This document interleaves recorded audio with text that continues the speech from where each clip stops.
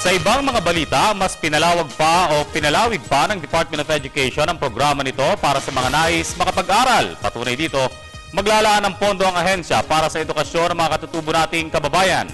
Yan ang balitang hatid ni Cheska Aguiluz. 100 milyong piso ang ibinigay ng Department of Education para sa edukasyon ng indigenous peoples ng bansa. Ito'y kasabay ng kanilang pagpapatupad ng mga guidelines para sa Indigenous Peoples Education Program. Ang IP Education Program ang tugon ng DepEd sa karapatan ng mga indigenous peoples sa edukasyon na sumusuporta sa mga aspeto ng kanilang cultural heritage tulad ng kanilang kakayahan at kaalaman sa kanilang kultura.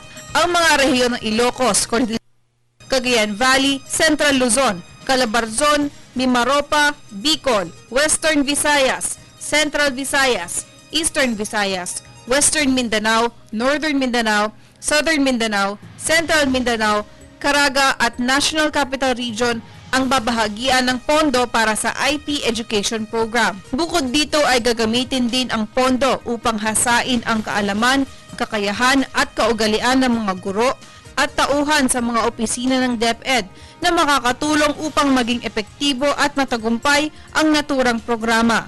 Maliban sa pagpapatibay ng edukasyon ng indigenous peoples, layunin na rin ng IP Education Program na makabuo ng partnership sa mga non-government organizations.